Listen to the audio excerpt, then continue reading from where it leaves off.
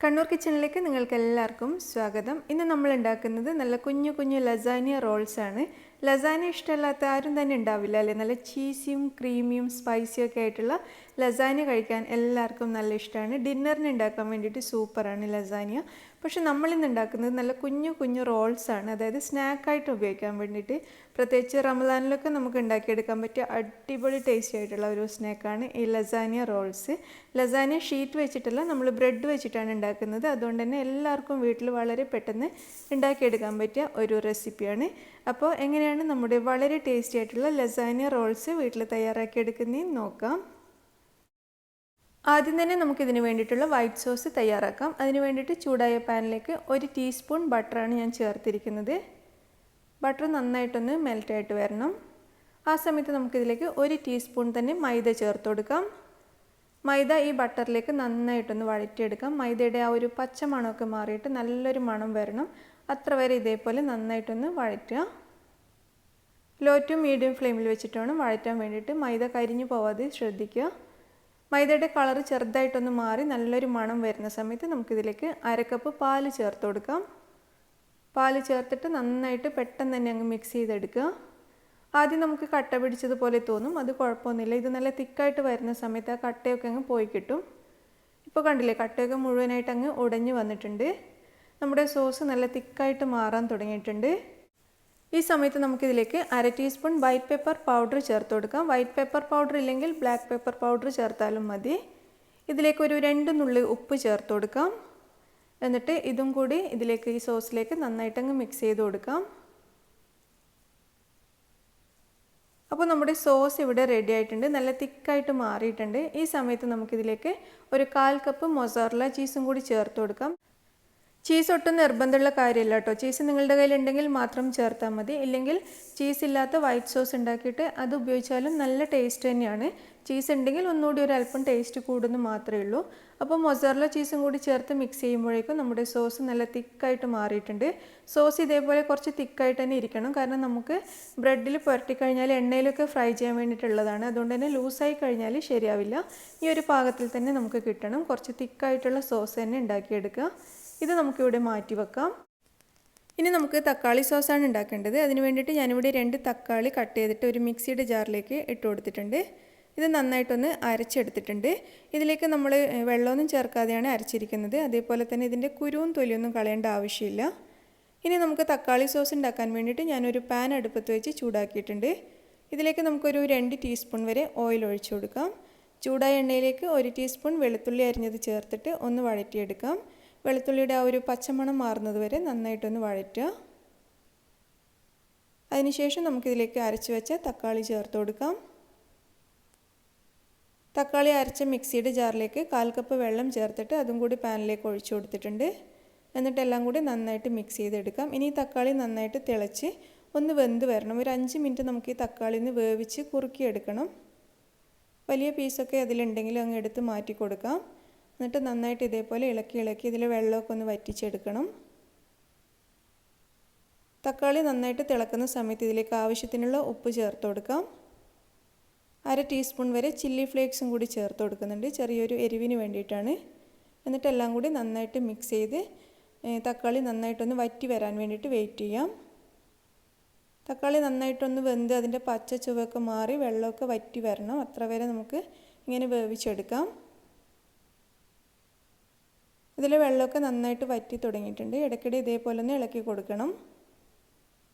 നന്നായിട്ട് വറ്റി വരുന്ന സമയത്ത് നമുക്കിതിലേക്ക് കുറച്ച് ബേസിൽ ലീവ്സ്, ഒരു 1/2 ടീസ്പൂൺ ബേസിൽ ലീവ്സും അതേപോലെ തന്നെ ഒരു 1/4 ടീസ്പൂൺ ഒറിഗാനോയും കൂടി ചേർത്ത് കൊടുക്കാം.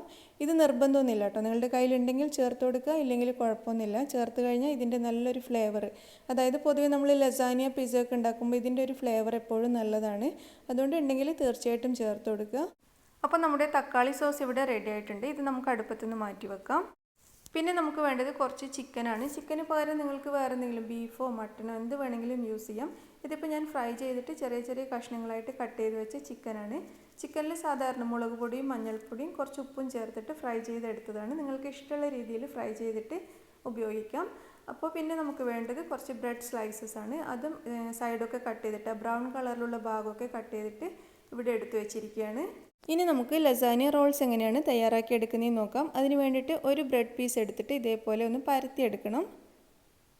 കുറച്ച് ബലം കൊടുത്തിട്ട് തന്നെ നല്ല നേരിയതായിട്ട് കിട്ടുന്നത് വരെ ഒന്ന് പരത്തിയെടുക്കാം. ചില ബ്രെഡ് ഡ്രൈ ആയിട്ട് പരത്താൻ ബുദ്ധിമുട്ടുള്ളത് പോലെ തോന്നും. അങ്ങനെയാകുമ്പോൾ ബ്രെഡിലൊന്ന് ആവി കയറ്റി കൊടുത്താൽ മതി. അല്ലെങ്കിൽ ഓവനിൽ ഒരു 20-30 സെക്കൻഡ്സ് ഒന്ന് വെച്ച് കൊടുത്താൽ മതി. മൈക്രോവേവ് ചെയ്താൽ മതി. അങ്ങനെയാകുമ്പോൾ ബ്രെഡ് ഒന്ന് സോഫ്റ്റായിട്ട് നമുക്ക് പരത്താൻ നല്ല എളുപ്പമായിട്ട് കിട്ടും. അപ്പോൾ ബ്രെഡിൻ്റെ സൈഡൊക്കെ ഞാനൊന്ന് കട്ട് ചെയ്ത് ഷേപ്പാക്കി വെച്ചിട്ടുണ്ട്. നേരിയതായിട്ട് പരത്തിയെടുത്തിട്ടുണ്ട്. ഇനി നമ്മൾ നേരത്തെ തയ്യാറാക്കിയ വൈറ്റ് സോസ് ഉണ്ടല്ലോ, ചീസൊക്കെ ചേർത്ത വൈറ്റ് സോസ്, അതിൽ നിന്നും കുറച്ചെടുത്തിട്ട് ഈ ബ്രെഡിലേക്ക് നമുക്കൊന്ന് സ്പ്രെഡ് ചെയ്ത് കൊടുക്കാം. ബ്രെഡിൻ്റെ ഒരു സൈഡിൽ ആദ്യം ഇതേപോലെ കത്തിയോ മറ്റോ വെച്ചിട്ടൊന്ന് സ്പ്രെഡ് ചെയ്ത് കൊടുക്കാം. ഒരു സൈഡിൽ മതി കേട്ടോ. അതിനുശേഷം മറ്റേ സൈഡിൽ നമുക്കൊരല്പം ഒന്ന് പുരട്ടി കൊടുക്കാം. അത് നമുക്ക് ലാസ്റ്റ് ഒട്ടിച്ചെടുക്കാനുള്ള എളുപ്പത്തിന് വേണ്ടിയിട്ടാണ്. ഈ സൈഡിലും കൂടി ഇതേപോലെ സോസ് പുരട്ടി കൊടുക്കുകയാണെങ്കിൽ നമ്മൾ റോൾ ചെയ്യുന്ന സമയത്ത് അത് അവിടെ അങ്ങ് ഒട്ടി നിന്നോളും. അതിനുശേഷം നമ്മൾ ഉണ്ടാക്കിയ തക്കാളി സോസും കുറച്ച് ഇതിലേക്ക് വെച്ച് കൊടുക്കാം. ഒരു 2-3 ടീസ്പൂൺ മതിയാവും. അത് നമ്മൾ നേരത്തെ വൈറ്റ് സോസ് പുരട്ടല്ലോ, അതിൻ്റെ മുകളിലായിട്ട് തന്നെ പുരട്ടി കൊടുത്താൽ മതി. അതിനുശേഷം ഫ്രൈ ചെയ്ത ചിക്കൻ പീസ് കുറച്ച് ഇതിൻ്റെ മുകളിലേക്ക് വെച്ച് കൊടുക്കാം. നിങ്ങൾക്ക് വേണമെങ്കിൽ ഈ സമയത്തും കുറച്ച് ചീസ് ഇട്ട് കൊടുക്കാവുന്നതാണ്. ഞാനിപ്പോൾ വൈറ്റ് സോസിൽ ചീസ് ചേർത്തതുകൊണ്ട് വേറെ ചീസൊന്നും ചേർക്കുന്നില്ല. ഇതുപോലെ നന്നായിട്ട് ഇനി നല്ല ടൈറ്റായിട്ട് അങ്ങ് റോൾ ചെയ്തെടുക്കാം. നമുക്ക് എത്രമാത്രം ടൈറ്റായിട്ട് റോൾ ചെയ്യാൻ പറ്റുന്നോ അത്രയും ചെയ്തെടുക്കുക. നമ്മൾ ഈ അറ്റത്ത് ക്രീം പുരട്ടിയതുകൊണ്ട് ഈ ബ്രെഡ് അവിടെ അങ്ങ് ഒട്ടി നിന്നോളും, ഇളകി പോകുന്നില്ല. അപ്പോൾ നമ്മുടെ ഒരു റോൾ ഇവിടെ റെഡി ആയിട്ടുണ്ട്. സൈഡൊക്കെ നന്നായിട്ട് അങ്ങ് ഒട്ടിച്ചെടുക്കുക. ഇത്രയേ ഉള്ളൂ കേട്ടോ. നമ്മുടെ ലസാനിയ റോൾ ഉണ്ടാക്കാൻ വളരെ ഈസിയാണ്. നമുക്ക് വേണമെങ്കിൽ ഇതേപോലെ തന്നെ കഴിക്കാം. പക്ഷെ നമുക്ക് ഫ്രൈ ചെയ്തെടുക്കുകയാണെങ്കിൽ ഒന്നുകൂടി നല്ല ടേസ്റ്റ് ആയിരിക്കും. ഫ്രൈ ചെയ്യാൻ താല്പര്യമില്ലാത്തവർക്ക് ഇതേപോലെ കഴിച്ചാലും നല്ല ടേസ്റ്റ് ആയിരിക്കും. അപ്പോൾ നമുക്ക് ഉണ്ടാക്കിയ റോൾ ഇവിടെ മാറ്റി വെച്ചിട്ട് ബാക്കിയുള്ള റോൾ മുഴുവൻ ഇതേപോലെ തയ്യാറാക്കിയെടുക്കാം. അങ്ങനെ നമ്മുടെ ലസാനിയ റോൾസ് മുഴുവനും ഇവിടെ റെഡിയാക്കി എടുത്തിട്ടുണ്ട്. ഇനി ഇത് നമുക്കൊന്ന് ഫ്രൈ ചെയ്തെടുക്കണം. ഫ്രൈ ചെയ്യാൻ വേണ്ടിയിട്ട് നമുക്ക് കുറച്ച് റൊട്ടിപ്പൊടി ആവശ്യമുണ്ട്. അതൊരു പ്ലേറ്റിൽ എടുത്ത് വെച്ചിട്ടുണ്ട്. അതേപോലെ തന്നെ നമുക്കൊരു മുട്ടയും കൂടെ വേണം. മുട്ട നമുക്ക് ഒരു ഫോർക്ക് വെച്ചിട്ടൊന്ന് ബീറ്റ് ചെയ്തെടുക്കാം. അപ്പോൾ നമ്മുടെ മുട്ടയും കൂടി ഒന്ന് അടിച്ചെടുത്തിട്ടുണ്ട്. ഇനി നമ്മൾ ഉണ്ടാക്കി വെച്ച റോൾസ് ഓരോന്നായിട്ട് എടുത്തിട്ട് ഈ മുട്ടയിൽ ആദ്യം ഒന്ന് മുക്കിയെടുക്കുക. നമ്മൾ സാധാരണ ചിക്കൻ റോളൊക്കെ ചെയ്യുന്ന പോലെ തന്നെ, ഇത് വ്യത്യാസമൊന്നുമില്ല. മുട്ടയിലൊന്ന് മുക്കിയതിന് ശേഷം ഈ റൊട്ടിപ്പൊടിയിലും കൂടി ഒന്ന് മുക്കിയെടുക്കാം. എല്ലാ ഭാഗത്തും റൊട്ടിപ്പൊടി പിടിച്ചിരിക്കുന്ന രീതിയിൽ നന്നായിട്ട് ഇതിലേക്കൊന്ന് ഡിപ്പ് ചെയ്തെടുക്കുക. ഇത് നമുക്കൊരു പ്ലേറ്റിലേക്ക് മാറ്റി വെക്കാം. അങ്ങനെ നമ്മുടെ ബ്രെഡ് റോൾസ് മുഴുവനും മുട്ടയിലും റൊട്ടിപ്പൊടിയിലും ഒന്ന് ഡിപ്പ് ചെയ്തിട്ട് ഇത് ഇവിടെ ഒരു പ്ലേറ്റിലേക്ക് എടുത്ത് വെച്ചിട്ടുണ്ട്. ഇനി നമുക്കിത് ഫ്രൈ ചെയ്തെടുക്കാം. അതിന് വേണ്ടിയിട്ട് ഒരു ചൂടായ പാനിലേക്ക് നമുക്ക് കുറച്ച് എണ്ണ ഒഴിച്ചു കൊടുക്കാം. ഒരുപാട് എണ്ണയുടെ ആവശ്യമില്ല കേട്ടോ. ഒരുപാട് അങ്ങ് ഡീപ്പ് ഫ്രൈ ചെയ്യേണ്ട ആവശ്യമില്ല. കുറച്ച് എണ്ണ ഒഴിച്ചിട്ട് ഒന്ന് ഫ്രൈ ചെയ്തെടുത്താൽ മതി. ചൂടായ എണ്ണയിലേക്ക് നമ്മുടെ റോൾസ് വെച്ച് കൊടുക്കാം. ഒരേ സമയം ഒരുപാട് എണ്ണം വെക്കണ്ട, നിറയെ വെച്ച് കൊടുക്കണ്ട. 2-3 എണ്ണം മാത്രം ഒരേ സമയം വെക്കുക. എന്നിട്ട് തിരിച്ചു മറിച്ച് വിട്ടിട്ട് ഇതൊന്ന് മൊരിച്ചെടുക്കാം. ഇതൊരുപാട് സമയം വേവേണ്ട ആവശ്യമൊന്നുമില്ല. ഇതിലപ്പോൾ നമ്മൾ വേവിക്കാത്ത സാധനങ്ങളൊന്നും തന്നെ ഇല്ല.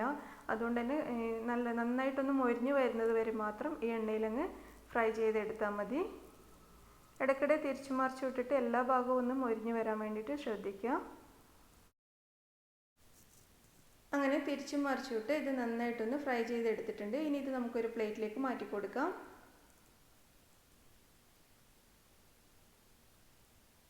ഇതേപോലെ ബാക്കിയുള്ള റോള് മുഴുവനും നമുക്ക് ഫ്രൈ ചെയ്തെടുക്കാം. അങ്ങനെ വളരെ ടേസ്റ്റി ആയിട്ടുള്ള ലസാനിയ റോൾസ് ഇവിടെ റെഡി ആയിട്ടുണ്ട്. ഭയങ്കര ടേസ്റ്റാണ് കേട്ടോ കഴിക്കാൻ വേണ്ടിയിട്ട്.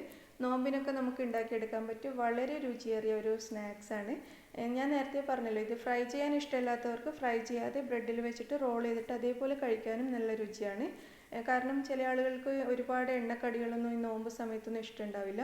അങ്ങനെയുള്ളവർക്ക് നമ്മൾ നേരത്തെ റോൾ ചെയ്ത് വെച്ചല്ലോ, അതേപോലെ തന്നെ കഴിക്കാവുന്നതാണ്. അതല്ലെങ്കിൽ ഫ്രൈ ചെയ്തിട്ട് കഴിക്കണം എന്നുള്ളവർക്ക് ഇതേപോലെ ഫ്രൈ ചെയ്തിട്ടും കഴിക്കാം. അപ്പോൾ നിങ്ങൾക്ക് എല്ലാവർക്കും ഇന്നത്തെ വീഡിയോ ഇഷ്ടമായി എന്ന് വിചാരിക്കുന്നു. നിങ്ങളെല്ലാവരും ഇതൊന്ന് ട്രൈ ചെയ്ത് നോക്കിയിട്ട് അഭിപ്രായങ്ങൾ അറിയിക്കാൻ മറക്കരുത്. അതേപോലെ തന്നെ വീഡിയോ ഇഷ്ടമായിട്ടുണ്ടെങ്കിൽ ലൈക്ക് ചെയ്യാനും ഷെയർ ചെയ്യാനും മറക്കരുത്. ചാനൽ ഇതുവരെയും സബ്സ്ക്രൈബ് ചെയ്യാത്ത ആളാണെങ്കിൽ ഒന്ന് സബ്സ്ക്രൈബ് ചെയ്യാനും മറക്കരുത്. Thank you. നിങ്ങൾ കണ്ണൂർ കിച്ചൺ ഇതുവരെയും സബ്സ്ക്രൈബ് ചെയ്യാത്ത ആളാണെങ്കിൽ ഈ ചുവന്ന ബട്ടൺ ക്ലിക്ക് ചെയ്തിട്ട് ഒന്ന് സബ്സ്ക്രൈബ് ചെയ്തേക്കണേ. അപ്പോൾ അതിൻ്റെ അടുത്ത് കാണുന്ന ഈ ബെല്ലൈക്കൺ കൂടി ക്ലിക്ക് ചെയ്യുന്ന സമയത്ത് നിങ്ങൾക്ക് 3 ഓപ്ഷൻസ് കാണാൻ സാധിക്കും. ഇതിൽ ഏറ്റവും മുകളിലുള്ള ഈ ഓൾ എന്ന് പറയുന്ന ഒരു ഓപ്ഷൻ സെലക്ട് ചെയ്യുകയാണെങ്കിൽ ഞാനിടുന്ന വീഡിയോസിൻ്റെയൊക്കെ നോട്ടിഫിക്കേഷൻ നിങ്ങൾക്ക് പെട്ടെന്ന് തന്നെ കിട്ടുന്നതായിരിക്കും. അപ്പോൾ അതൊന്ന് ചെയ്തേക്കാൻ മറക്കരുത്. താങ്ക്